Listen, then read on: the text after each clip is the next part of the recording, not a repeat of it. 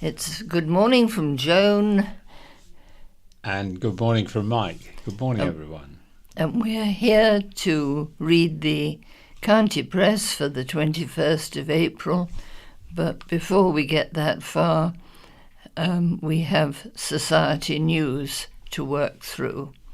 So I will start with that. Society news for Friday, 21st of April. Tuesday, there will be 2 coffee mornings held in aid of the Society on Tuesday, 25th of April.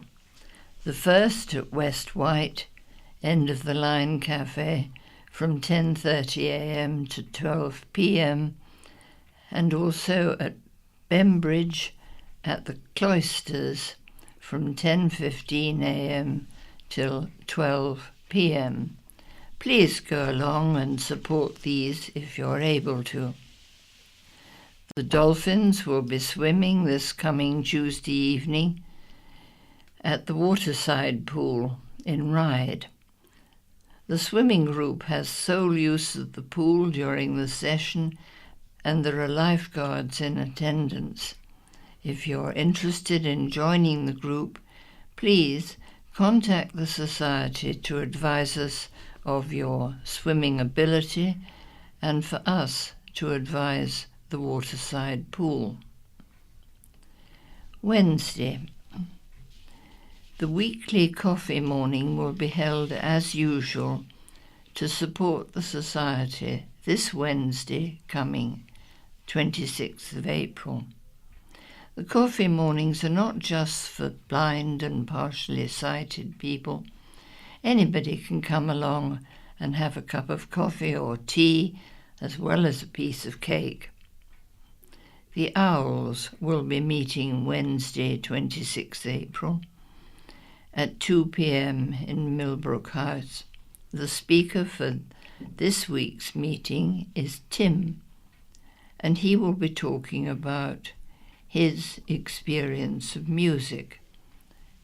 The group lasts approximately 45 minutes, which is then followed by tea or coffee and cake. Thursday.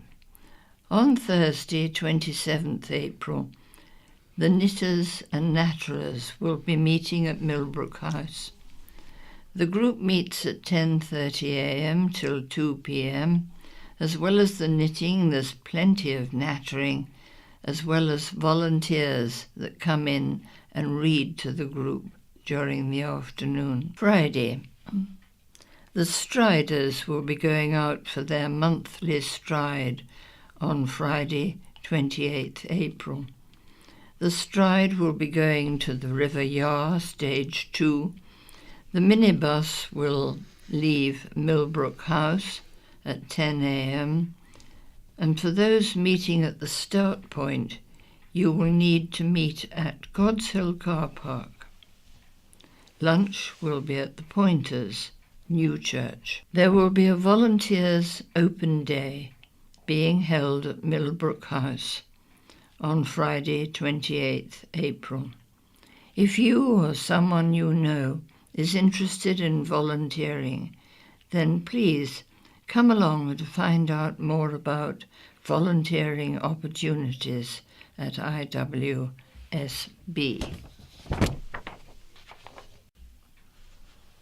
Any other news? Fellowship meeting. Details are as follows.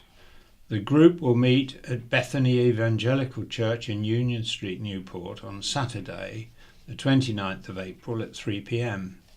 The speaker this month is Mr. Andy Attrill. There are various activities: hymns, quiz, story reading, and short Christian message, followed by tea.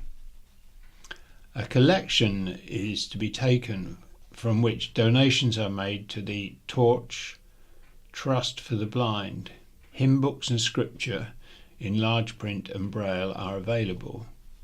Further details are available from Mrs. Jackie Moore with a telephone number of 520-797.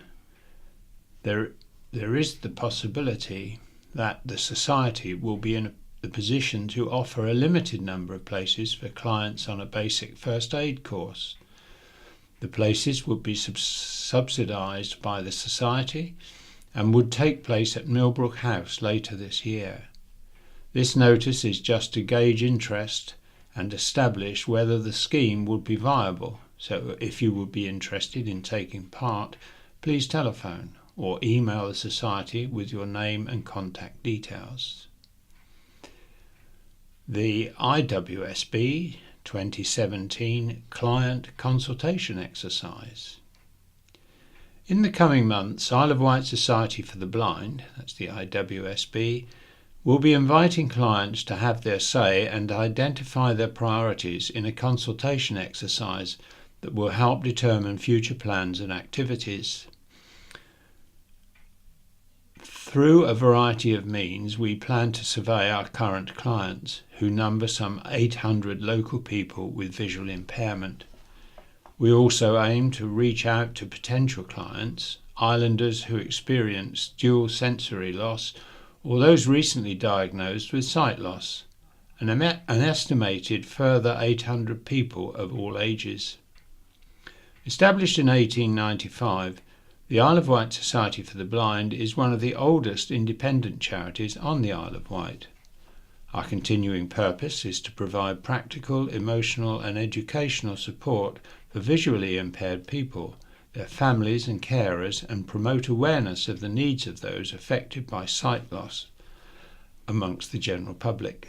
We strive to help people maintain independence, to learn new skills, and participate in social, physical and educational activities to reduce loneliness and isolation. Currently, we organise weekly coffee mornings, educational talks and seminars, craft clubs, private weekly swimming sessions, walking and golf, a visiting and befriending service, a weekly audio version of the Isle of Wight County Press, and a library of audio books. To help ensure the services we provide in the future meet the needs of our existing and potential clients, the Society will use the survey to guide and develop our strategic plans. Preliminary planning work is underway, and we aim to produce the survey in a variety of formats. This will include electronic, audio, large print and braille. It is also expected that IWSB will recruit and train a number of volunteers to conduct the survey face-to-face and transcribe answers. We will seek the involvement of as many local partner organisations as possible to reach both current and new clients. If you or your organisation would like to become involved in delivering this project, we would love to hear from you, so please get in touch with the team at Millbrook House. Right. We're now into scaffolding news. Please find below a list of known footway obstructions for works including scaffolding or hoarding. We are unable to include end dates, as many are extended on a week-by-week basis. Also included are tables and chair permits that have been issued in the past week. Bay Area, Cowes Area, Newport Area, Ryde Area, West Wight Area. This week's In Touch. In Touch in this week's episode, Tracy Pearson, leader of RNIB's Reader Service, responds to listeners' queries about talking books. Tracy tells Peter White that the service is in good shape and that where problems have been pointed out by customers, they have tried to take them on board and make appropriate improvements. Tom Walker meets visually impaired MK Dons supporter Jeff Newell, and they go to watch his team play Southend United at Southend's ground. Jeff has to use his monocular to watch the action, as the ground does not have an audio commentary for blind fans. Peter also talks to Tony Taylor from Level Playing Field, a charity which promotes access for disabled football fans. Southend United said they're planning a move to a new stadium which will be accessible. We now move on to the County Press for April the 21st, 2017. And we start off with the headlines. Naked cleaning firm are slammed and Turner bids for a 5th term as MP.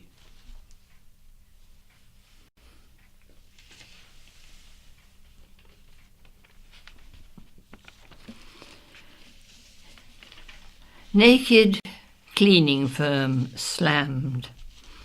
£85 an hour for nude service.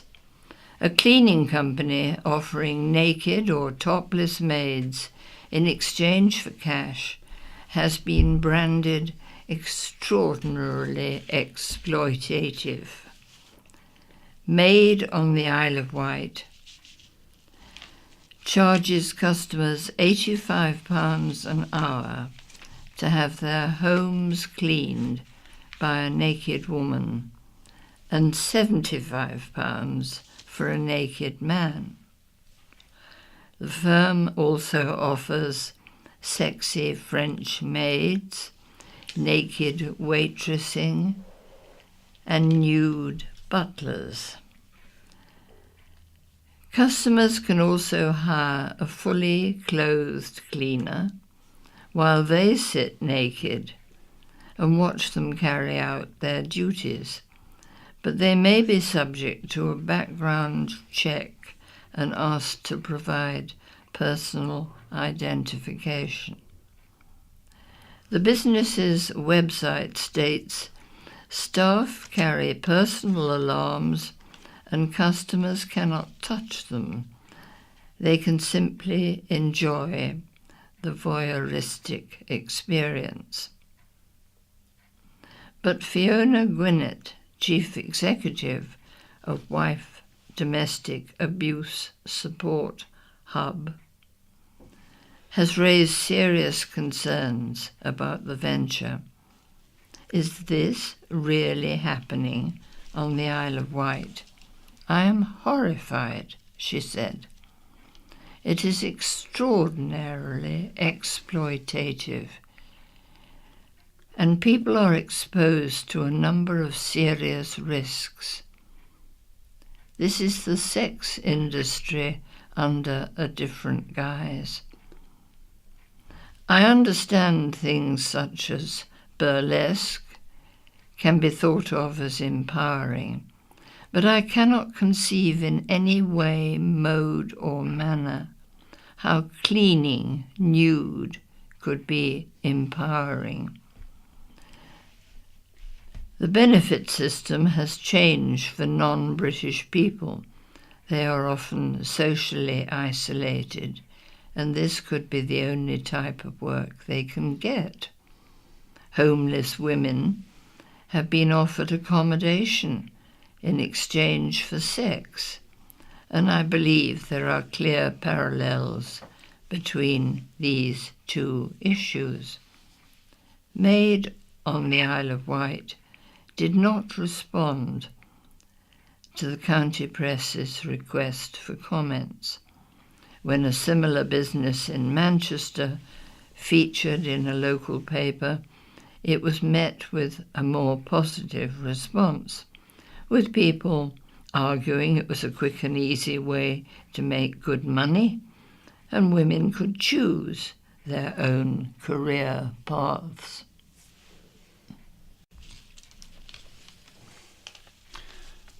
Turner bids for a 5th term as MP. The island is gearing up for a June general election after the Prime Minister's shock call to the polls on Tuesday. Sitting Tory MP Andrew Turner has said he is up to the job of being the MP for the next 5 years and wants to be the Conservative candidate. He could be up against Vix Lothian on the Green Party ticket and Newport businesswoman Julie Jones-Evans, who said she will stand as an independent. Labour, Lib Dems and UKIP have yet to announce their candidates. However, Julia Baker-Smith, leader of the Island Independence Group on the Isle of Wight Council, has called for the Isle of Wight's progressive parties to form an alliance to put forward a single centre-left candidate to battle Mr Turner on June the 8th. She cited the fact at the last general election, 60% of people did not vote Conservative on the island. This carries on with Mr Turner's remarks. "I'll do this job," says Turner. Isle of Wight MP Andrew Turner has pledged to fight for his seat at the June general election and said he was absolutely up to the job. Following Prime Minister Theresa May's announcement, a general election will be held on June the 8th. Mr Turner, who has represented the island since 2001, told the county press he had no hesitation in deciding to stand. "I knew straight away this job had to be done. I'm nowhere near retirement age. I'm going to do this job absolutely," said Mr Turner, who's aged 63. When asked if he expected to win, he said, "There is no such thing as an easy run. Like every election, I will have to work hard. It's hard to tell who the biggest challenger will be. If there is policy of working together to get rid of me, I think it's a bit sad." The general election will take place just a month after the Isle of Wight Council elections and before the boundary changes come into effect, which will see the island represented by 2 MPs. Mr Turner has been backed by the Isle of Wight Conservative Association, that's the IWCA, which is due to formalise his candidacy shortly. IWCA Chairman Councillor Ian Ward said he expected Mr Turner to be returned with an even bigger majority. UKIP has fallen apart on the island, and I don't think the Greens will challenge us. They tell a good story, but if people read their manifesto, they will be horrified. They want us living in caves, he said. Green candidate Vix Lothian said, "The Green Party will win our first seat on the council in May, and in June we could have only the 2nd Green MP in the country." Isle of Wight Liberal Democrats chairman Nicholas Balfour said, "We will fight to turn our country away from a Tory-led hard Brexit and fight to keep our positive economic position in the single market and customs union, which many island businesses depend on." UKIP chairman Councillor Daryl Pitcher said, "Between the newly Brexit-supporting PM and a newly resurgent UKIP, the margin for Leave voters at this election should be much greater than the referendum result." Labour Secretary Ed Googe said, "A general election gives an opportunity to debate what is happening to the NHS, school funding and the failure of local Conservatives to get the financial support the island needs. We will be making a strong case for a fairer, more compassionate and sustainable society." 2 arrested after huge cannabis find. Police swooped on what was reported to be a huge skunk cannabis factory on the outskirts of Ryde. After reports of the distinctive aroma of the drug, police went to the premises in Ashy Road. The raid resulted in several hundred cannabis plants being recovered and the arrest of 2 men, police said. A police spokesman said 2 men aged 48 and 43 from Ryde, who were arrested on suspicion of the production of cannabis as part of this investigation, have been released from custody but remain under investigation. An eyewitness said police were in the car park of the Ponderosa restaurant and bar, which has been closed for some months.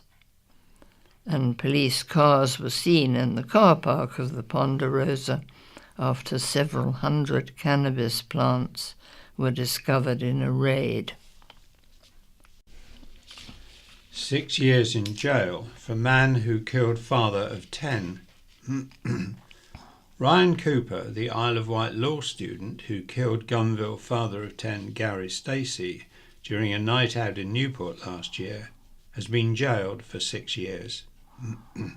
He was found guilty of manslaughter by a jury at Winchester Crown Court. During the 2-week trial, jurors heard how Cooper, a black belt in karate, punched Mr. Stacey during an altercation in the early hours of Valentine's Day last year. Cooper's punch was so hard it fractured Mr. Stacey's eye socket and caused him to fall back and hit the back of his head on the road. The impact caused a fracture to his skull and severe brain damage. He died the following day. Cooper denied a charge of manslaughter, claiming the punch was thrown in self-defence. Breaking down in the witness box last week, 20-year-old Cooper told jurors Mr. Stacey had threatened to knock him out, something he failed to mention during police interviews the day after the incident. Prosecutor Andy Houston said, "You were far from defending yourself. It is you who was aggressive towards Mr. Stacey, and that is why his life is at an end." Mr. Houston said Cooper should have told police about Mr. Stacey's threat to knock him out if he was claiming self-defence. "I suggest, Mr. Cooper, that is something you have made up. You have tried to cover up what you have done to make your story sound better," Mr. Houston said.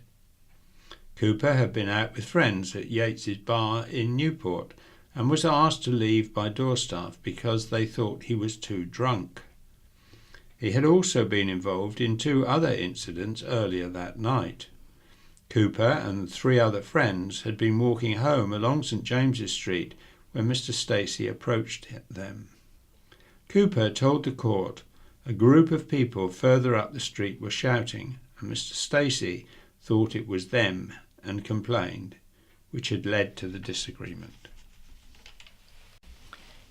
Catherine runs for cause close to heart. Family lawyer by day, Catherine Young of East Cowes will be running her first London Marathon for a cause close to her heart.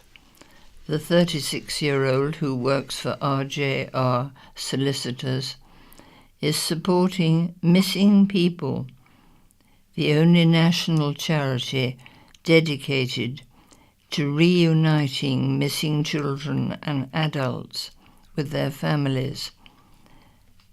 And she has already passed her £500 target. Your donation may seem like a drop in the ocean, but it can go towards supporting a family.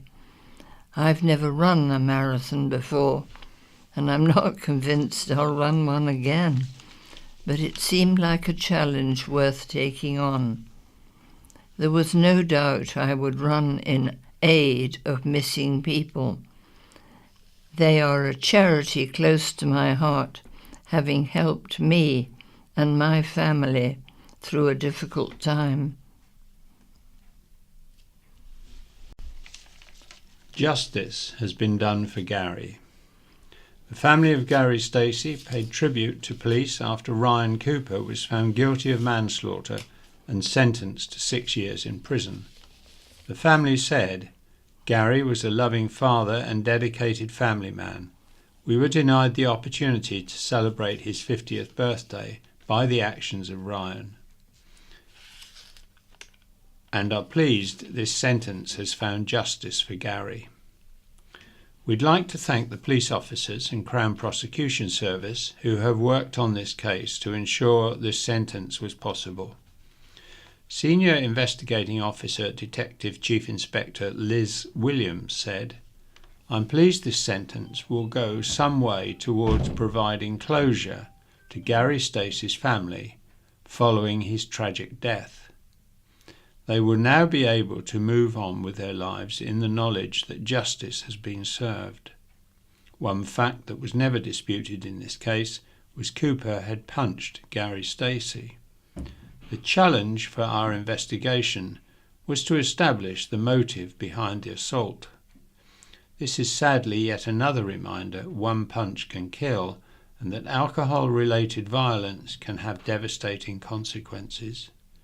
I'd urge anyone on a night out to know their limitations and enjoy a safe and enjoyable evening without it ending in tragedy. Weekend parcel help. Newport's Royal Mail Depot will be open to the public on Sundays from this weekend. The decision has been taken to make it easier for people who shop online to collect their parcels. It will be open from 11 a.m. to 3 p.m. Royal Mail Chief Customer Officer Mike Newnham said, "We are continuing to be more responsive to our customers and are providing even more options for people to receive items they have ordered online. Our extended opening hours initiative and additional Sunday openings is just one of the ways we are transforming our business to a more customer-focused parcel business." Pair are sentenced for savage attack on haemophiliac. 2 men viciously attacked a haemophiliac, leaving him lying in a pool of blood, an Ireland court heard. Benjamin Flux of Mill Hill Road, Cowes, and Samuel James Jackson of West Horsley, Surrey, were given suspended sentences after they admitted jointly inflicting actual bodily harm against Richard Bailey in the early hours of February the 27th. Mr. Bailey, a haemophiliac, was taken to St Mary's Hospital with serious facial injuries and concerns he could lose an eye. He had been at a party at a flat in Lake when he was assaulted. Jackson, aged 31, held him down and punched his nose, causing Mr. Bailey to bleed profusely, the court heard. When Mr. Bailey left the premises nursing the wound, Jackson and Flux followed him into the street and rained repeated blows on him by fist and boot to his head and body, which left him in a pool of blood, said Anthony Bailey, prosecuting. When arrested, Jackson claimed he punched the victim after he had taken a swing at him, and he had been extremely rude to people at the party, while jobless Flux, aged 23, initially denied hitting him. Flux was subjected to out-of-the-ordinary provocation, according to his barrister, Natalie Wood. For Jackson, a jobless bricklayer with 29 convictions for 44 offences, Robert Forrester said it was a nasty incident, but provoked. When sentencing the men, Recorder Alistair Malcolm said, "Mr. Bailey's partner told you both to stop hitting him because the bleeding would not cease, but you carried on regardless. Nothing Mr. Bailey did justified the assault inflicted upon him. The blows must have been delivered with significant force." Jackson got 14 months imprisonment, suspended for 2 years, and must pay £750 compensation. Flux got 10 months jail, suspended for 2 years, and must pay £500 compensation. Both were made subject to probation orders and must pay a £100 victim surcharge. Red Arrows to thrill at Cowes. The Red Arrows will perform for this year's Cowes Week crowds, thanks to sponsorship from Artemis Investment Management. The fund management firm announced this week the Red Arrows would be lighting up the sky with their serial acrobatics on August the 4th at 7:30 p.m. AIM partner Dick Turpin said, "We're delighted to offer our support to Cows Week by ensuring the appearance of the world-famous Red Arrows again this year, providing the Cows Week audience with an unforgettable spectacle." Enterprise Zone idea backed by Minister. The island could become an enterprise zone if the Tories win the general election, but only if a strong business case was made by local people. The pledge was made by the Secretary of State for Communities and Local Government, Sajid Javid, during a rearranged visit to the Isle of Wight, which had been cancelled following the terror attack in London last month. Enterprise zones are designated areas across England that gain government support and tax breaks for firms wanting to set up there and already exist in a number of areas. Mr. Javid said, "In general, the government does support enterprise zones where there is a strong business case for them. There is every reason for local leaders to work on that." Mr. Javid met Conservative candidates for the forthcoming Isle of Wight Council election on May the 4th, as well as Island MP Andrew Turner, at Rosemary Vineyard near Ryde. His visit came just 2 days after the Prime Minister, Theresa May, declared there would be a general election on June the 8th. He praised Mr. Turner as a fantastic candidate. He praised Mr. Turner as a fantastic advocate for the Isle of Wight, who worked like the Duracell bunny for the good of the island. He said, "We want to see more businesses here and we want to see education improve. You have to have the right local leadership working with the right national leadership. We have the opportunity to give local Conservatives full control of the council and to vote Andrew Turner back in. Since I have been in Parliament, he has easily been one of the most hard-working and passionate MPs." The Isle of Wight Council leader, Councillor Dave Stewart, said Mr. Javid had invited him to London for further talks on the island's financial situation.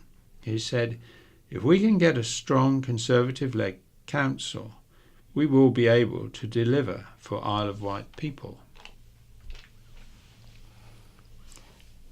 Fall in island butterfly numbers. The population of the island's threatened Glanville fritillary butterfly has crashed. Island studies in its UK stronghold saw recorded numbers fall by more than 50% in a year. The wall-brown butterfly also saw a decline last year. At all 5 monitored sites across the island. Other butterflies, which had a poor year across the island in 2016 compared to 2015, include the grizzled skipper, the wall grayling, white letter hair streak, and white admiral. Butterfly Conservation, which undertook the study, revealed UK butterflies suffered their 4th worst year on record in 2016. The annual UK Butterfly Monitoring Survey revealed last year was a disaster for UK butterflies, with the majority of species suffering from decline, despite the UK experiencing a warm summer, conditions that usually help butterflies to thrive. It was a mild winter, which encourages disease, followed by a cold spring, which contributed to conditions that saw both rare and widespread species struggle. Some 40 of the 57 species studied recorded a decline compared with 2015, the previously thought to be extinct large blue, one of the UK's rarest butterflies, was a surprise success story, recording its second best year on record with numbers up 38%.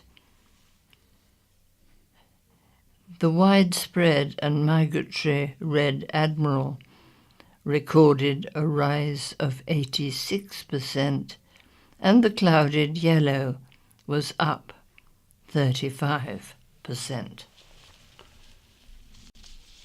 Terrapins are being dumped on the Isle of Wight. If kittens or puppies were being abandoned, there would be an outcry. That is the message from the owners of the country's only terrapin sanctuary at the island's Reptilarium, which opened last Friday. The message follows an increase in the number of abandoned terrapins being found across the island. The Reptilarium at Fort Victoria's former aquarium in Yarmouth is the brainchild of Neil Reed and Louise Hartley, who run Exotic Pets and Supplies in Fairley Road in Newport. The attraction is home to reptiles such as snakes and geckos, and also have a purpose-built 18-foot pond for terrapins. The enclosure is already home to 30 turtles, and the number is expected to rise as yellow-bellied and red-eared terrapins become illegal to sell under EU law. It is also illegal to release the creatures into the wild, as they prey on native species such as frogs, fish, and even ducklings. Louise said some unsuspecting owners were shocked when their pet terrapins grew from the size of a 50p piece to the size of dinner plates. Without the right filtration in their tanks, the creatures can also smell, she said. One happy terrapin, which has found a new home at Fort Victoria, is Medina. Named after the river in which it was found, Meg Peters discovered the terrapin while she was walking her dog, Horatio, and took it to the couple's shop. Meg of Worsley Road, Gurnard, said, "You just don't expect to find one while you're walking your dog. It's great the terrapins have got such a brilliant place to live. Otherwise, they will be euthanized." Violent car park rapist given life. An Isle of Wight man was sentenced to life in prison after pleading guilty to a series of sex offences, including the violent rape of an 18-year-old woman. Kevin Finch, of no fixed address, raped the woman in the back of his van at Old Blackgang Road car park after picking her up, having offered her a job, Portsmouth Crown Court was told. In a letter addressed to the judge, which was read out in court, the victim said, "I was certain I would die at his hands. Each punch he threw had him laughing at me. I struggled and fought, I screamed for help, but no help came. He laughed at me as he helped himself to something that was not his to take. The silent, unseen damage is something I live with every day. Every single day I'm reminded of my rape. It feels like a record stuck on repeat." Finch, 36, admitted the offence and also admitted indecently assaulting a 19-year-old woman in 2003 and sexually assaulting a 16-year-old girl in 2015. Finch ensnared his two latest victims through offering employment online. He had offered jobs to people, almost exclusively teenage girls, through social media over the past few years, using Facebook profiles with different names, male and female. Prosecutor Mary Aspinall-Miles told the court. Miss Aspinall-Miles said, "For nearly 14 years, Mr. Finch has been a wolf in sheep's clothing on the Isle of Wight. He is a man of many masks who lives in a world of fantasy where he lives out his sexual desires. The rape was one that was carefully planned. He was awaiting a suitable victim for what he had fantasized about and planned to do." The court was told that in October 2016, Finch picked up the 18-year-old, who he offered cleaning work, and took her to Black Gang. He told her he would kill her if she told anyone what had happened before letting her out of the van. Prosecutors told the court there was evidence Finch had watched violent pornography in the run-up to the terrifying attack, featuring rape, pain and degradation. One such film was set in the back of a van. The court also heard Finch had researched how to dispose of a body, the temperature at which human flesh would burn, secluded Isle of Wight locations, and school bus routes on the internet. As a result of the investigation, 2 other victims were identified in relation to sexual assaults committed by Finch in 2003 and 2015. The Black Gang attack came 13 years after Finch indecently assaulted a 19-year-old woman. He pulled the woman to the ground, climbing on top of her and attempting to remove her clothes. A passerby disturbed Finch, and the victim was able to get free.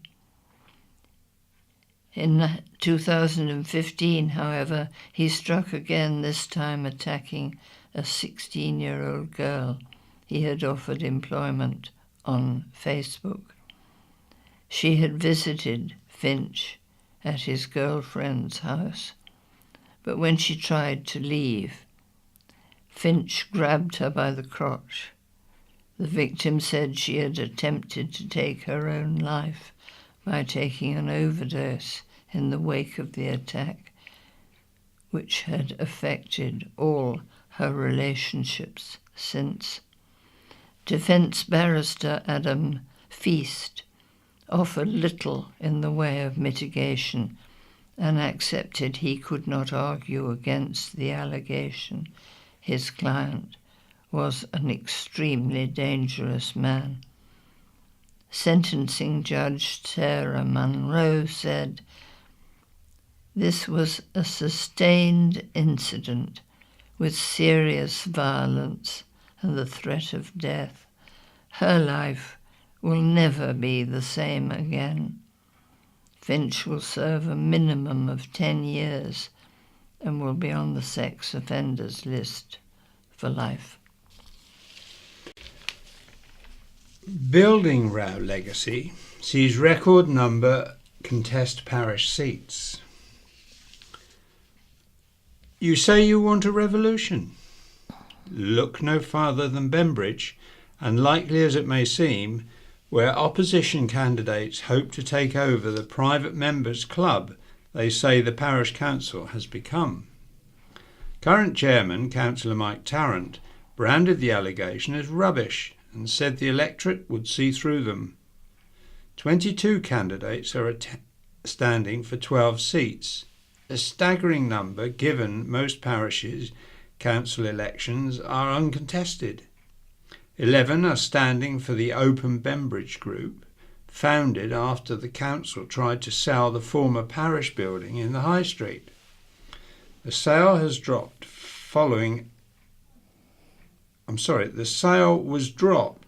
following an outcry, but part of the building still looks set to be redeveloped. Mike Curtis, whose fish shop Captain Stan's is based there, said, "More than 1,200 people signed a petition against selling the building, but it goes beyond that. Meetings were held in secret or were confrontational, and we weren't provided with information we have a right to." Defending the current councillors as committed public servants who took part in litter picks and beach cleans and shook charity buckets at village firework displays, Councillor Tarrant said, "We have a good working relationship and are all committed to the parish. Maybe we should have been better at communicating, but I do not accept the community has been excluded.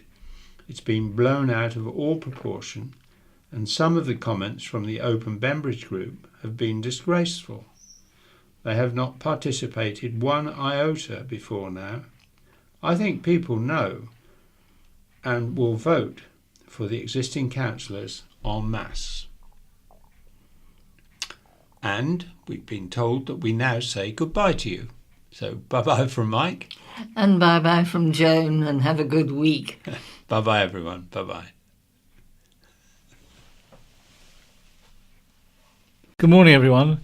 This is reading the County Press for April the 21st. This is Barry. And this is Pauline. And we start with a letter from Beverly Lakey of Knighton. Last week, the Isle of Wight radio was broadcasting constantly about traffic problems in and around Newport. This must in part be due to the influx of visitors in school holiday time. Yet we have not yet reached the first bank holiday of the year. Unseasonably good weather has likely contributed to the number of extra cars on the roads. Imagine now the effect of a fixed link. A good weekend forecast would not only bring the pre-booked ferry traffic, but in addition a vast amount of unplanned day trippers, mostly in cars. I have come to the conclusion that our road system could not cope. The recent study into the feasibility already appears to be slanted towards those in favour of a fixed link. I suggest all of those day trippers would come prepared with their picnics and would add little to the island economy. I, for one, would rather pay the cost of travel to keep our beautiful island uncongested. Our roads struggle to cope as it is. May I suggest anyone who seriously wants a fixed link, go and take a look at the M1. And this is a letter from Bob Glover of Lake. I cannot express enough my delight the law has prevailed over anarchy by upholding the government's stand against removing children from schooling during term time at the whim of their parents. John Platt represents the most selfish of parents who want a cheap holiday for themselves and use their children as an excuse with no consideration of the trauma this causes them.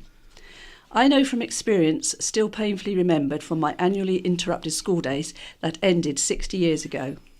As a grammar school student, I had not only core subjects but languages and, worse still, Latin to learn. Playing catch-up was so difficult I gave up on the more difficult subjects and left school with only art and craft qualifications, way below my potential. Teachers had enough to do, teaching 35 other boys in my class, and understandably lost patience trying to give me one-to-one attention. There was also the alienation I suffered because of the disruption my Brie appearance caused. Even friendships were hard to keep because of this disruption and misguided jealousy. My school days became traumatic and I dreaded having to go to school. Leaving school underqualified for the career path I was hoping for, I had to settle for less and attend evening classes for 2 years to get qualifications in English and maths. With homework added to the time this took, I lost out on enjoying my teenage years and friends at this important time. So the pain went on, but of course my parents enjoyed their cheap holidays. And we have from A.W. Penstone of Shanklin the letter of the week. He writes, "Goodbye to my England, so long my old friend. Your days are now numbered, being brought to an end. To be Scottish, Irish or Welsh, that's just fine, but don't say you're English, That's way out of line. Once again, April the 23rd is just another day, but when you publish that St George's Day is going to be marked with a Celtic-style entertainment, I know us English are reaching the end of the road. I know I have a vested interest, as on April the 23rd, I hope to celebrate my 92nd birthday, and I know I am very, very lucky to have survived 10 Arctic convoys, D-Day and the Japanese surrender, plus 72 years of marriage to my wonderful wife.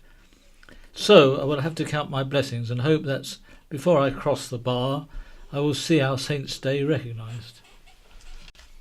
And from Anne Grant of Fareham, BBC coverage of the CQC report on St Mary's revealed the hospital is short of 160 nurses.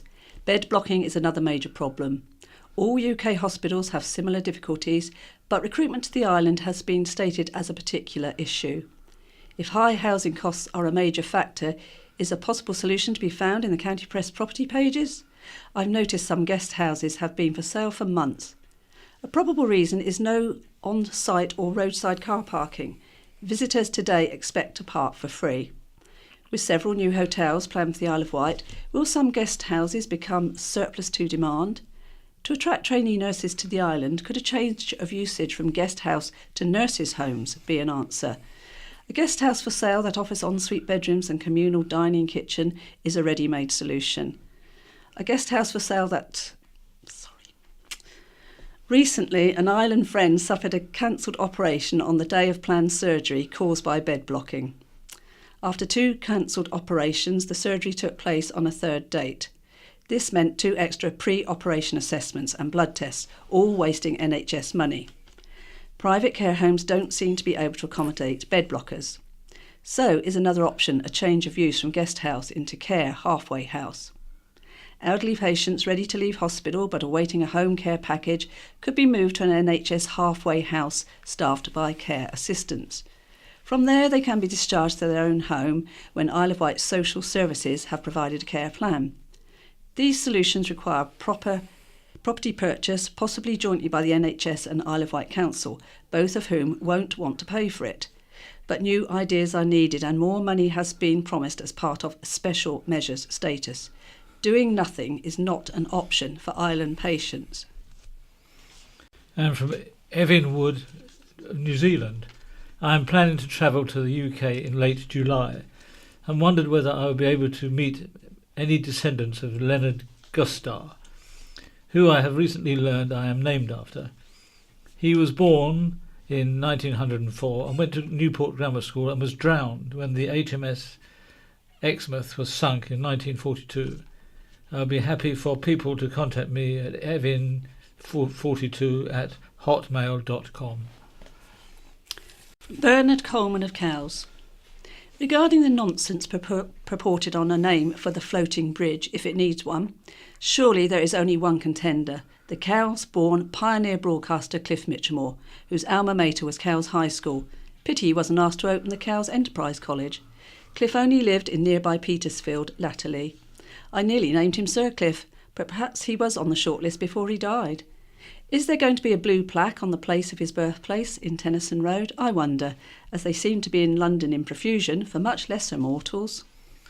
From Judy Winter Goodwin of Yaverland, I would like to thank whoever places the 3 wooden crosses on Mersley Down. Every year they are a moving reminder we are in Holy Week, and Easter is not just about chocolate eggs and bunnies. And from Anthony Vane of Cowes. In recent years in the UK, I have been subject to draconian laws which force segregation. To the extent I am forbidden to practice my life choices in public buildings, on public transport, or on my own property at times. Throughout the land I am forced out onto the street with no consideration as to safety, weather or temperatures. On those streets I've been spat at, intimidated and called disgusting. I am a hard-working man who has never claimed benefits. I have fought to look after my parents, wife and 6 stepchildren. I served 14 years in the Royal Navy, paid my taxes fully and on time. While I am supportive of others' rights, mine have been stripped away, with no regards to my dignity. What, you may ask, is my crime? Surely if it was my sexuality, ethnicity or religion, I have a case in law. No, I am a smoker. I totally understand non-smokers and ex-smokers' right to a smoke-free environment, but does that really mean I have no rights and have to stand out in the cold and wet? I am told my addiction to nicotine is an illness, so it follows I must be treated as less than human. Then what next, a prison sentence? All I would ask is to be allowed somewhere to socialise with others like myself. Surely a smoking room is not a lot to ask for. Air filtration is available and it does not require staff who do not wish to enter it or to go there. And in this one we have name and address supply but withheld. Children's names also changed. Following a fantastic lunch by my wife, my family decided to grab a slice of the unexpected Easter sunshine and take a walk along Cowes Esplanade. My brother and his 2 children, Izzy and Jake, 12-year-old twins, accompanied by myself, wife and my mother, took a leisurely walk through Northwood Park, taking in the spring air and chatting while the children burnt off excess energy with Elba, the Labradoodle.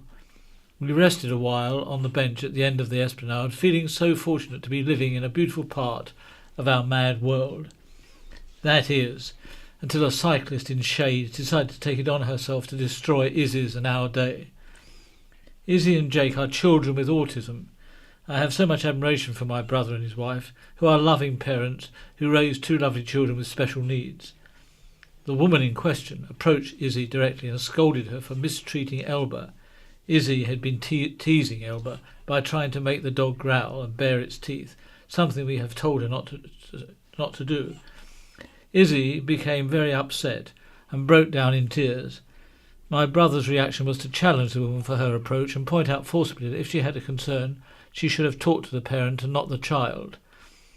The woman's only defence was that animals have rights and Izzy was being cruel, which she was not. I also admonished the woman, adding that both the children have autism and she had no right to do what she did, and the dog did not react to the child's teasing as it was part of the family who understood the children. To her credit, the lady apologised to me. We were still dealing with a very upset child for the rest of the day. Autism is a very challenging condition for all concerned, and Izzy's confidence has taken a knock. Sometimes we are quick to judge and think we are doing the right thing, but ignorance of the whole picture, the facts, make the world an angry place. And from Mrs. Madeline Reader of Bembridge. I write in response to the letters written by Councillors Gordon Kendall and Bembridge Parish Council Chairman Mike Tarrant regarding the story in relation to a public meeting in Bembridge. This is from the County Press of the 31st of March. I was present at the meeting and at no time should anybody have felt pressurised. It was conducted in a friendly manner, everyone was allowed to have their say and everything said was recorded. I think Councillor Kendall was correct when he said the councillors were incompetent. I agree totally with his statement. I'd also like to know who the spoilers are. The people I have met who chaired the meeting love Bembridge and all it stands for. They want an open council where everyone's opinions matter. All they want is for Bembridge to be great again. So I would say to Bembridge voters, let's have new blood in our council. No hiding away but a listening council, which is willing to spend its time working for the wishes of Bembridge people. And now we have looking back.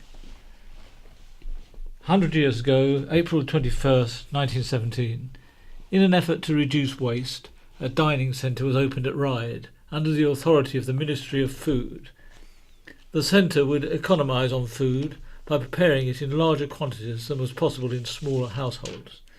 It was also reported special attention would be paid to, quote, the preparation of nourishing foodstuffs such as cereals, which are not familiar to all housewives, end of quote. Complaints were made at the Cowes Ferry meeting about the problem of driving cars onto the floating bridge and how many axles had been smashed there. One member asked if anything could be done, as there was a sharp ascent on the prow, which required a tremendous push and was a danger to the cars. And 75 years ago, April the 25th, 1942, the sound of gunshots rang through the air, the telephone exchanges were destroyed, fires raged across Newport and the mayor and town clerk were killed. Fortunately for those involved, especially the casualties, it was no more than an invasion training exercise carried out by the Defence Committee. A Cowes man was fined £1, £43 in today's money, for cutting down a telephone line at his workplace and using it to fit a bell at his home. When the phones went dead at the Columbine works at Messrs Saunders Row, the engineers found 8 yards of the line missing. 50 years ago, April 22nd, 1967. Newport Railway Station was abuzz with activity as 9 steam engines made their final trip before being scrapped. The locomotives had been redundant in December 1966 when the lines closed for electrification. The opening of Albany Prison was an optimistic affair, and the county press reported the new facility was far removed from the soulless environment which inevitably still exists in other prisons. Quote, the ceremony was conducted by Lord Stoneham, Secretary of State. 25 years ago, April the 24th, 1992. A Cowes High School pupil proved he was one of the brightest young scientific minds in the country by winning a national electronics contest. Mark Stewart, 17, won the final of the Young Electronic Designer at the Science Museum of London, impressing the judges with his beam music invention to help children with disabilities. The invention allowed keyboard sounds to activate a beam of light and, besides the music, it could be adapted to control a mouse cursor on a computer screen. Swedish rock wouldn't roll, leaving a 1.25 million sea defence scheme at Bondchurch delayed. The development in Monks Bay came to a shuddering halt when a legal row broke out over the 20,000 tonnes of rock bought from Sweden, which never arrived and instead ended up in the West Country. And 10 years ago, April 20th, 2007, the island's youth officer blamed 50p bus fares for the rise in intertown rivalry among young people. The flat fee was welcomed when it was introduced the year before, but George Weech feared young people were abusing it to get around for the wrong reason. He said intertown rivalry was beginning to emerge, where groups of youth had been dispersed by the police, leading to some hopping on the bus and going to the next town. And now we have some views, and this is from Jake Harrison. A daily dysania for today's kids. The classic paper round was once the rite of passage into the daunting world of adulthood and employment, but it seems young kids today are either too lazy or too spoilt to even get out of bed. Yes, sadly, newsagents all over the island are being forced to cut back on extra deliveries because they can't seem to recruit as many delivery boys and girls as they once used to. But why is this? I can recall many happy and joyous memories slogging through 6 a.m. starts and Sun newspapers. I worked for a little family-run shop at the bottom of Honeyhill, I can't remember the name, which has since been replaced with a tattoo studio. Yes, another one. The owner was very much like Sir Alex Ferguson, purple-faced and stubborn, firm but fair. Strict when he had to be, but warm and friendly at the most unexpected times. Thankfully, I only received the hairdryer treatment once or maybe twice. I tirelessly worked up and around the estates in front of HM Prison Parkhurst from 6 a.m. until 8 a.m, which excited me at first, until I was chased down the street by a glutinous Great Dane. I worked for £7 a week at first, which eventually doubled over time. Now, looking back, it seemed like such little money, but then I was 13. As far as I was concerned, I was already on the glorious and golden road to millionaire status. During the summer, I had all of the sunrises for myself. During the winter, the snow was mine to step in first. I earned respect, lots of tips, and weirdly, lots of oranges.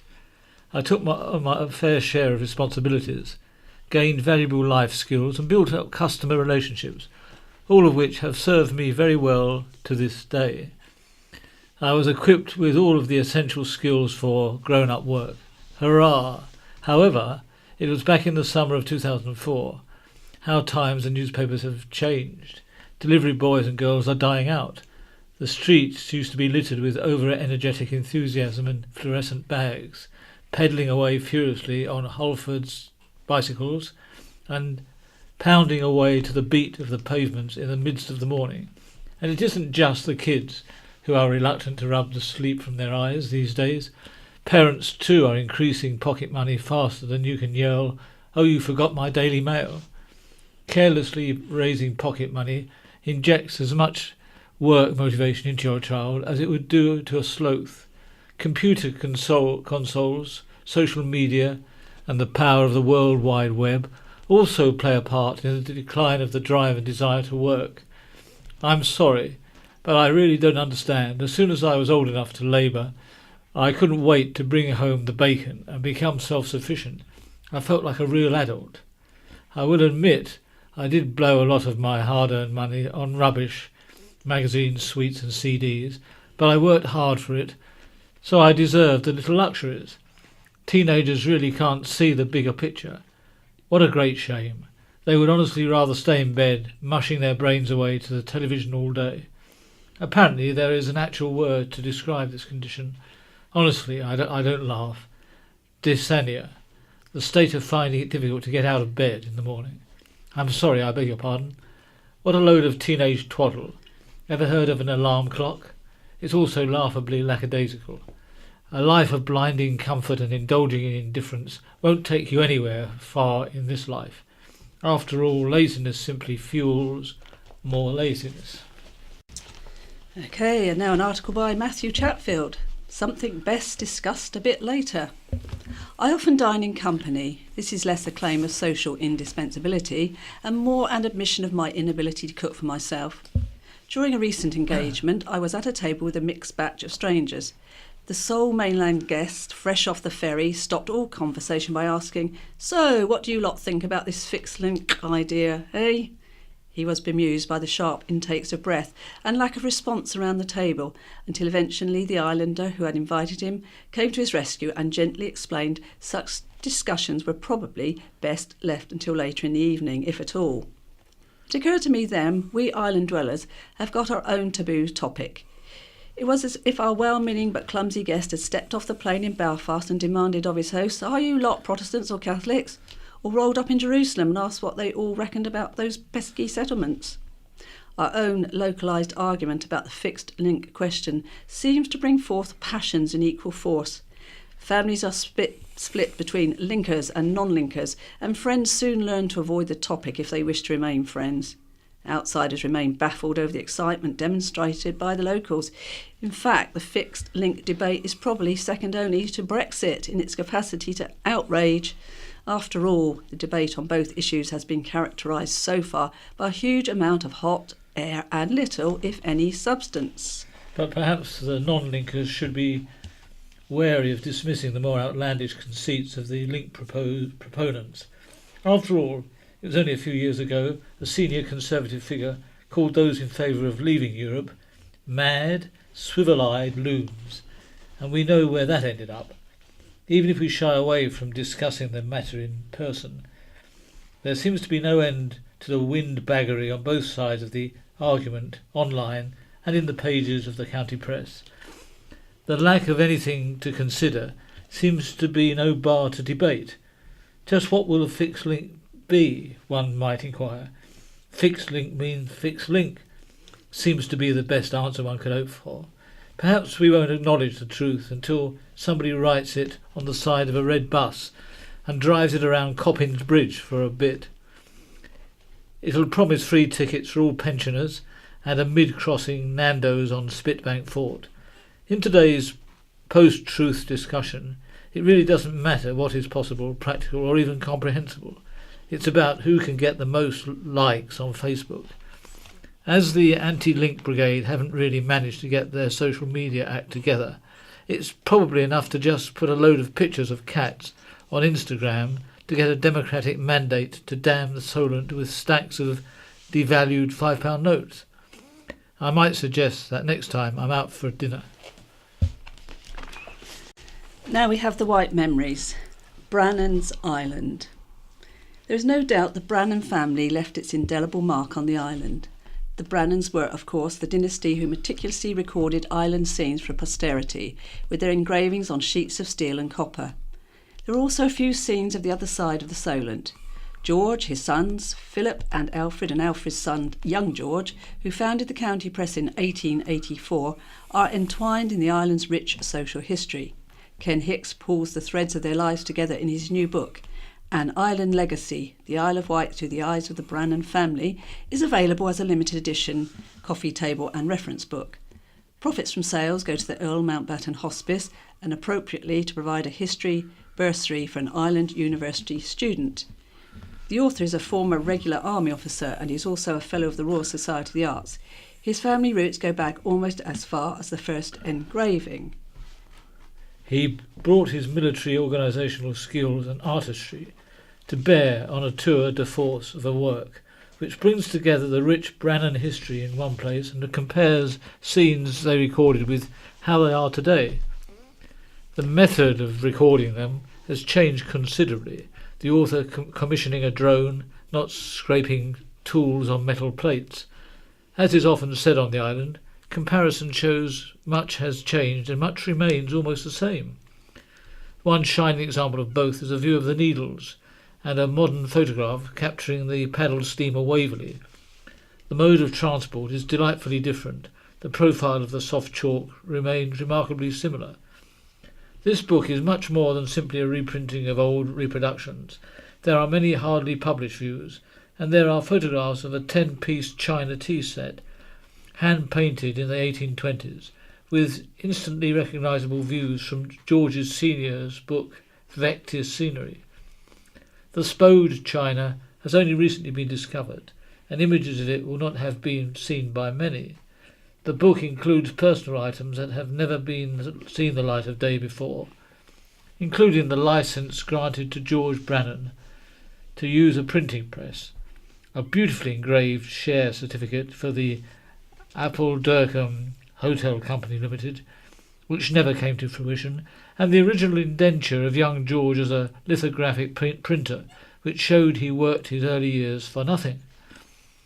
It also graphically illustrates the Brannan versatility. Next to Philip's coloured woodcut of the bazaar at Carisbrooke Castle is Sway Tower near Lymington in the late 19th century, using his just patented discovery of a new form of reinforced concrete. It emphasised the family left its impression not only on paper but in stone. The authoritative author plans also to hit the road with talks tailored to their locations, with more than 130 original engravings, many of which have not been seen before, and an equal number of photographs taken from land, sea and air. Published by Cross Publishing of Chale, more than half the limited edition of the 1,000 copies have already been sold. An Island Legacy is priced at £45 and is available at outlets including the County Press shop. The author will sign copies of his book in the shop next Saturday, April the 29th, between 10 a.m. and noon. And now we have Behind the News. The big man with an eye on the little things. Meet the island's next very high sheriff. At 6'7" tall, Ben Rouse is an imposing presence. Not the sort of bloke, then, who you would naturally associate with the, how can we put this delicately, colourful garb of one of the island's most ancient offices. One concession to Ben's massive frame is he will not be wearing the traditional tights. Flight socks are more comfortable, and another is the chain of office has had to be extended. The average neck size is 15 inches, mine is 20 inches. It ended up tight around my neck. He is also, I can fairly confidently say, the only holder of the office to have taken a shower with England, Bath and British Lions rugby legend Jeremy Guscott.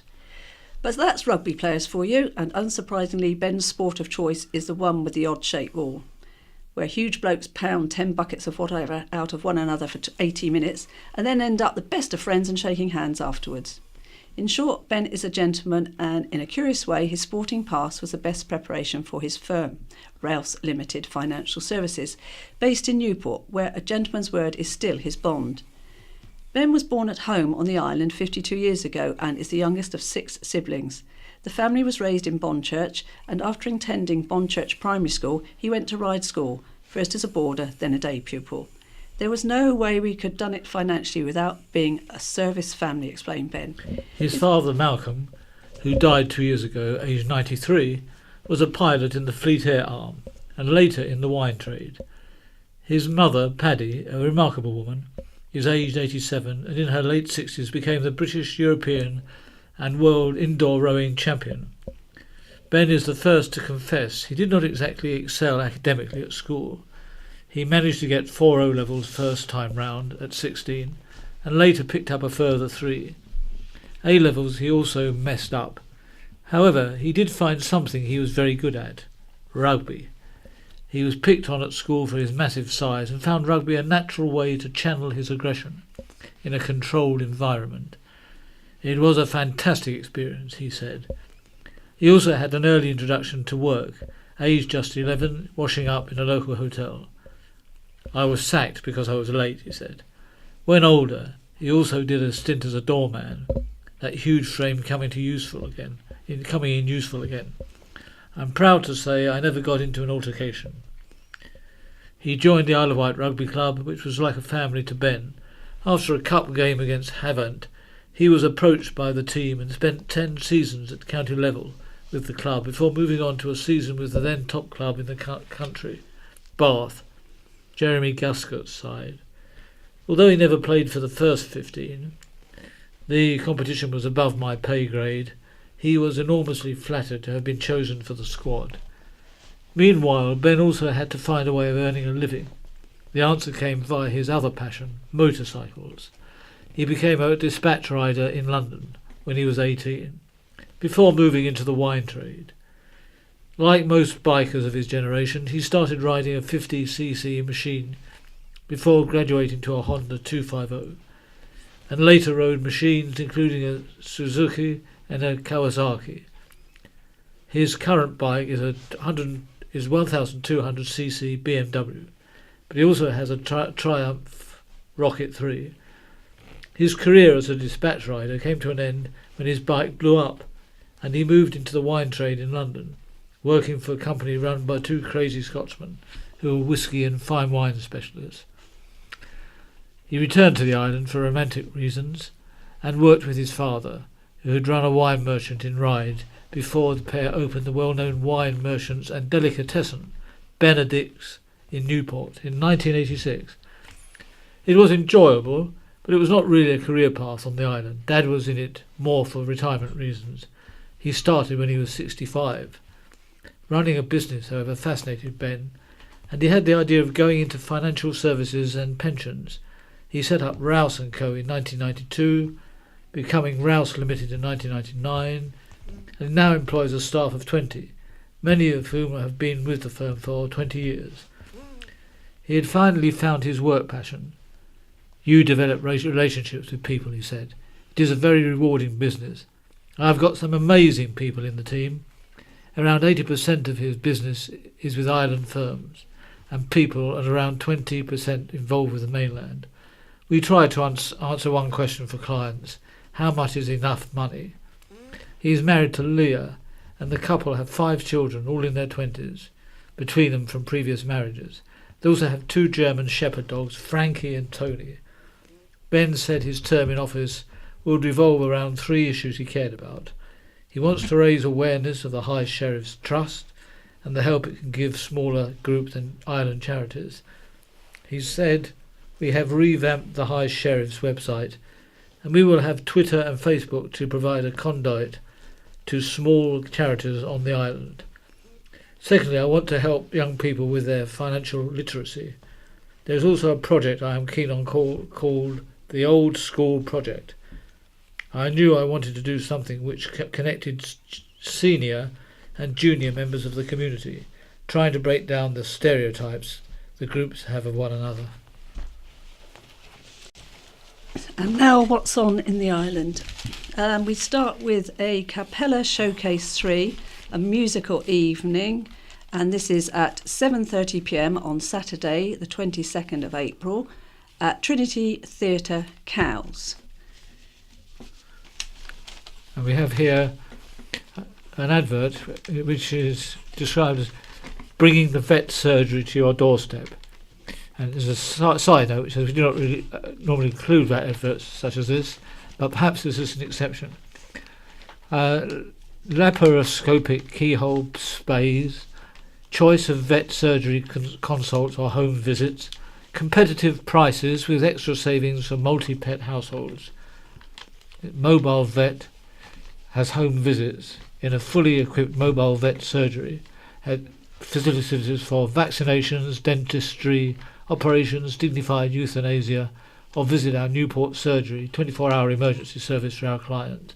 And their telephone number is 01983 212 999.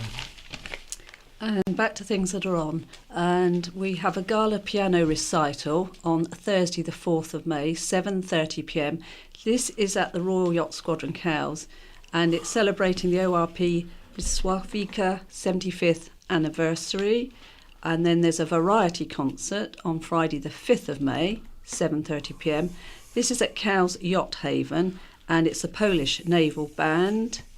And then again in Cowes on Saturday the 6th of May at 7:30pm at St Mary's Church in Cowes, Ava Verum Choir. And also we have the music of Matt Monro and Frank Sinatra. Vocalist Anthony Adams, as seen on BBC One TV's The One and Only Tribute Show, and the Legends of Swing Jazz Quartet. This is on the 22nd of April at 7:30pm. And the box office number is 300066. Tickets, adults £10. And All Saints Church in Ryde on May the 4th, that's a Thursday at 3pm. There's a service of thanksgiving, 35th anniversary of the Earl Mountbatten Hospice. All welcome to go along. And there will be tea served at the end of the service. And if you want any more details, you can ring 01983 529511. And the Drop-In Day Centre, all are welcome. 142 High Street, Ventnor, opposite the British Legion, 10am to 4pm Wednesdays. And for more information, call 854 928. And at the Medina Theatre, lots of things on there. Starting with April the Friday the 21st at 2pm, Treasure Island. Wednesday the 26th of April at 7:30pm we have Mid-Year. And then on Wednesday the 3rd of May at 7pm we have Swan Lake by the Vienna Festival Ballet. Cinderella on Thursday the 4th of May at 7pm. The Beach Boys Band, Friday the 5th of May at 7:30pm. Then we have Songs from Stage and Screen by Blake on 26th of May at 7:30pm. And then we have the official UK #1 tribute to Queen called Mercury on Friday 2nd of June at 7:30pm. And finally Fleetwood Back, BAC, not Fleetwood Mac, I think it's a tribute band, on 3rd of June at 7:30pm. And we have Hip Hop Night at Coburg's. After a long break, Happy Feet Productions returns to Coburg's Ride on May the 12th with UK hip-hop pioneers Task Force headlining the show. Formed by brothers Chester P and Farmer G with DJ Louis Slipperts in 1999, they released their debut album New Mick Order, produced by the late Mark B and featuring Skinny Man, Mr. Thing and various other things. And now we'll go back to a few more items in today's county press. So, plea to name Floaty after warship that saved the two towns. A new petition to name Floating Bridge No. 6 after Blisławica, the Polish warship that defended Cowes and East Cowes from a Nazi bombing raid 75 years ago, has gathered nearly 650 signatures. The petition began by East Cowes Isle of Wight council member and leader of the Isle of Wight Independent Group, Councillor Julia Baker-Smith, has gathered 648 supporters. Earlier this month, a separate petition was launched to name the bridge Floaty McFloatface, which to date has received more than 2,800 signatures. The new bridge is due to be launched within weeks of the 75th anniversary of Blisławica's heroic defence of the two towns on the night of May the 4th and 5th, 1942. Scores of residents were killed in the raid. And a boost for mental health services, new psychiatrists and a £600,000 makeover could help improve the island's failing mental health services. As previously reported by the county press, the Care Quality Commissions slated the Isle of Wight NHS Trust mental health services for being unsafe, and the trust was placed in special measures earlier this month. Following a damning report, the trust has made a number of improvements in a bid to turn things around. Bosses have set aside £600,000 to pay for improvements to the mental health buildings after inspectors discovered broken beds, broken electrical sockets and gardens full of litter. Eve Richardson, Isle of Wight NHS Trust Chairman, said, "Our sole focus is now to absorb the lessons contained within this report, to develop with our partners an effective and comprehensive improvement programme, and to ensure it is implemented as swiftly as possible." One of the star attractions of the Isle of Wight Zoo, Simi the tiger, is recovering well after she underwent pioneering keyhole surgery, believed to be the first of its kind on a wild animal in this country. Simi, who came to the attention of former Prime Minister David Cameron last year when the zoo had problems securing her from quarantine in Belgium, had the operation to remove her ovaries at the Sandown Zoo on Wednesday last week. The 4-hour operation was carried out by a team of vets led by Romain Pizzi, who travelled from Scotland to perform the keyhole surgery, which involved the use of a robotic arm designed to erect a tiny camera inside Simi. It was also an opportunity for Simi, who has some mobility problems with her legs, to have a spinal x-ray and to have a general health check. The operation was necessary because the 11-year-old Indian-Siberian hybrid, who was rescued from a travelling circus in Germany 4 years ago, had a cyst on one of her ovaries, according to Isle of Wight Zoo Director Charlotte Corney. Charlotte said the operation was to remove some of Simi's reproductive organs, which means she would be unable to breed. We understand this was the first operation of its kind of a wild animal in this country. And the family of Bob Keats have backed calls for the right to die following his death this week at the Earl of Mountbatten Hospice. A Humanist Society member, Green Party campaigner, parish councillor and community champion, Bob was diagnosed with motor neurone disease less than 2 years ago. He became an advocate for the MND Association, campaigning for improved diagnostic rates and dignity in dying. An A&E doctor and his innovative team, who pioneered a sepsis treatment plan for the island, are in the running for a national award. Dr John Pike's team, based at St Mary's Hospital, have been nominated for a Good Morning Britain Health Star Award. Dr Pike of Admiral Way Cowes devised a treatment plan and training package which could tackle sepsis straight away. Sepsis is a life-threatening illness caused by the body overreacting to an infection. Treating it early is crucial for survival. Thanks to Dr Pike's hard work and the dedication of his team, the Isle of Wight NHS is the only trust in the world to give paramedics antibiotics to take to emergency calls, so sepsis can be treated at the scene, sometimes hours before the patient has seen a doctor. Dr Pike, 40, who has worked at St Mary's for 5 years, said, "It is wonderful to be nominated, and I love the fact it recognises everyone's hard work." Now this is Barry wishing you all well and hoping you have a very nice weekend. And it's goodbye from Pauline.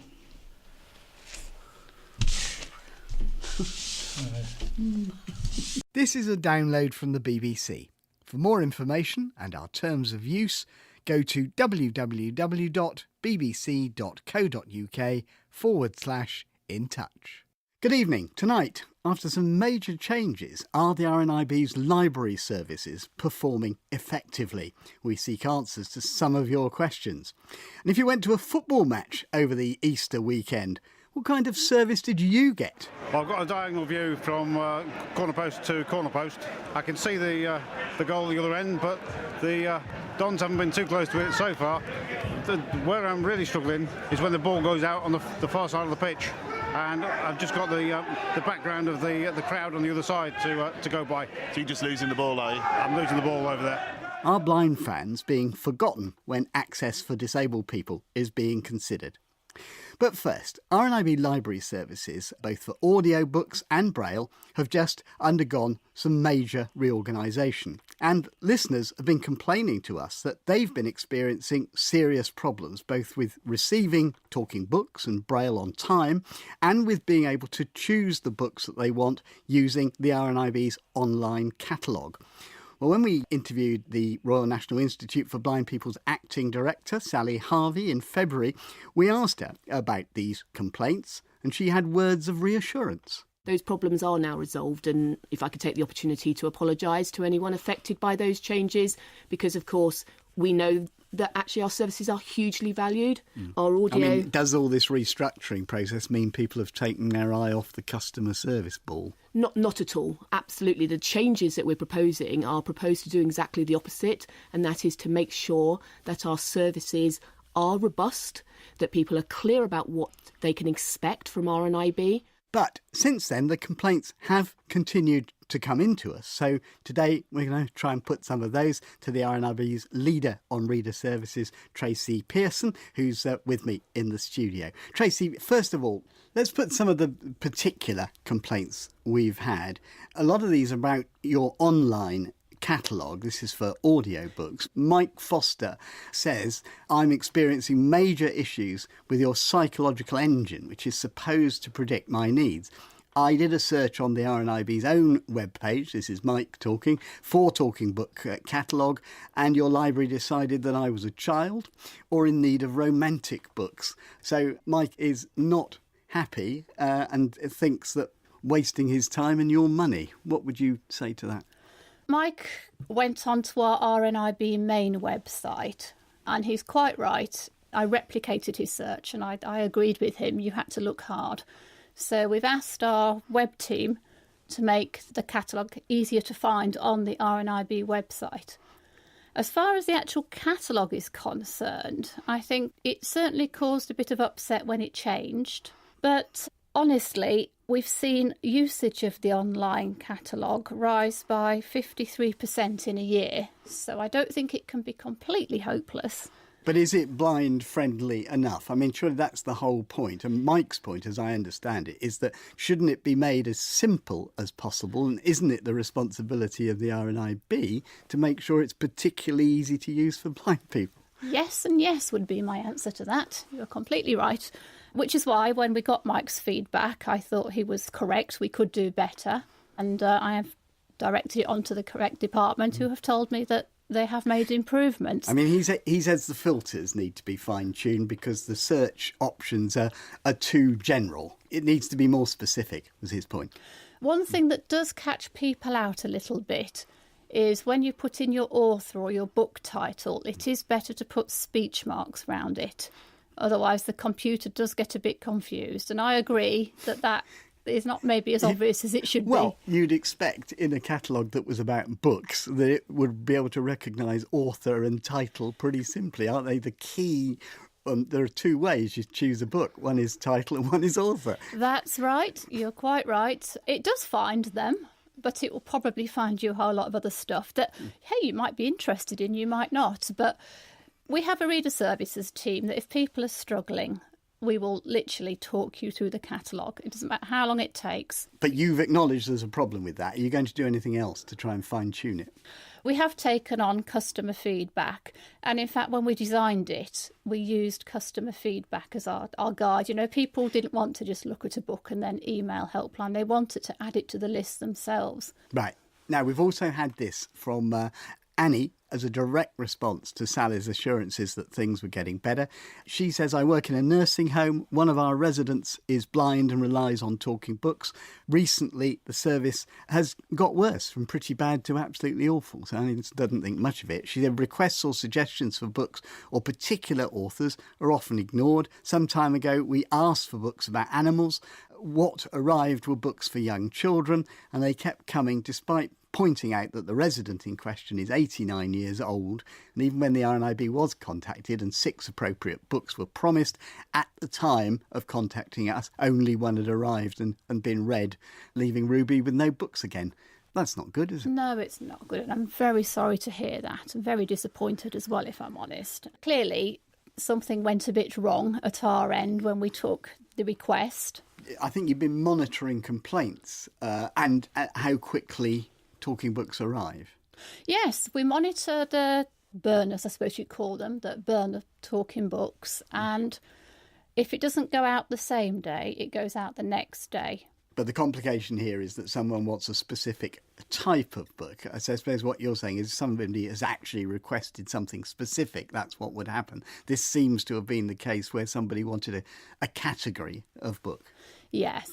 Well, we got it wrong on that occasion. We just did. And there's no way around it, really. And I wouldn't want to try and find one. We got it wrong. We will do better. If the lady in the future would like to direct her correspondence to me or to the reader services team, we'll make sure Ruby gets her books. Tracy Pearson, thank you very much indeed. And we'd like your comments, please. Details at the end of the programme. Now, the Easter weekend is always a pretty important period for football fans, with promotion and relegation issues coming to the boil. But if you're a blind or partially sighted supporter, just how well are you being served? Well, our reporter Tom Walker has been out with his rattle and his rosette to go to a match in Southend in football's third tier to meet up with one partially sighted fan who, because there was no commentary available at the Southend ground, used his monocular to try to watch the game. I'm standing outside Roots Hall football ground, which is the home of Southend United. Southend are in League One and their opponents today are MK Dons. I'm here to meet Jeff Newell, who follows MK Dons home and away. Jeff, before I ask you about how you follow matches, in the best interests of sports reporting, I'd better ask you what you're expecting from today's game. Well, it's going to be a tough game towards the end of the season, but a 3-1 win would be nice to go home with. Jeff, first of all, what level of sight do you have? I've got about 5% sight in my good eye and only hand-movement vision in my right eye. So I can see probably at 3 metres what somebody with full sight can see at 60. So how do you watch a game now when you're on the terraces? I use a monocle. If people are familiar with binoculars, because I've only got reasonable sight or usable sight in one eye, I just use a monocle concentrating on the good eye, my spyglass as I affectionately call it. And when I'm at home games at MK Dons, I sit just to the left of one of the goals and I'm looking straight down the ground at the match going on. Do you use commentary as well? We do have commentary at the Dons, which has been going for a number of years, and I was the person who tested it before it went live. It's actually provided by the same guys who provide the commentary for patients at the local hospital. So it's the hospital radio people who do a great job for us. We're now in the ground and Jeff is having a look round through his monocular. Jeff, what can you actually see? Well, we're stood near the corner flag, one of the corner flags, and I'm just setting my monocle up so I can see as far as the goal at the far end of the ground, which I can. I've just about found that. And the players are, some of the players are out on the pitch. The goalkeepers are out at both ends, practicing. Pre-match warm-up. Pre-match warm-up's underway. I've just worked out where the goal is. I found the one at the far end, and the view from here of the goal at this end is a bit difficult to find at the moment, probably because of the number of people in the way, but certainly probably when the game gets underway, with people hopefully sat down, it'll be easier to see the goal. We're fairly low down. What sort of view is it going to be? It's often quite difficult at pitch level. One thing that always worries me about being this low down is being hit square in the face by the ball. Does that worry you?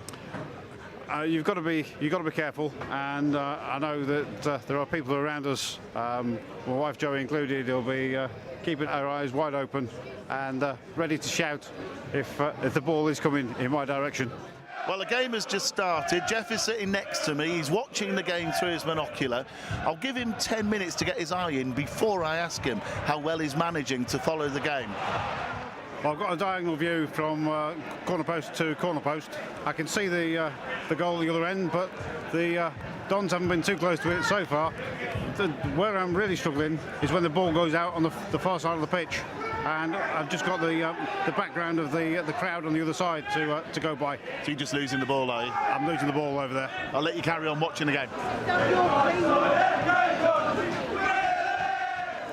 Sometimes during games when there isn't a commentary available, as there isn't today, Jeff's partner Joe will at least fill in some of the blanks for him. We've got a corner with Ben Reeves taking it here, right in front of us. Short corner. Repeat to the box. Oh, tried. Bounce back. Oh, out of play. Half-time then at Roots Hall, and the scoreline is Southend United 0, MK Dons 0. I'll give Jeff a moment and then I'll find out how much of the game he was able to see. Dons have had a few good chances. Looking at what's happened at this end of the pitch, we're probably a bit lucky to still be 0-0. How much of the game could you see? MK Dons were attacking the goal at the far end. Was it easy to see what they were up to? I could see quite a bit of what was going on up there. Obviously, when the 6-yard box got a bit full, it was a bit complicated, and I had to ask Joe a few times what was going on. Be interesting to see when the Dons are playing towards us in the second half, whether the goal nearer to us gets a bit more interesting from a Dons point of view. I noticed they're identifying the players is quite a challenge. Yeah, there are some where I can, within a reasonable distance, I can read the numbers on the back of the shirts, but a lot of the time it's guesswork or waiting until things die down a bit and the crowd starts singing a particular name. It gives you an idea of what's just happened. Joy unconfined. MK Dons have taken the lead against Southend. Did you see who scored it, Jeff? No, I didn't. I didn't see it, but Joe said... I did it. It was Joe Walsh. Joe Walsh, one of our defenders. You don't really care, do you? 1-0 up. 1-0 up, that'll do. I saw that one going in. This is turning into a rout. I wouldn't call it that, but I knew we needed the second one.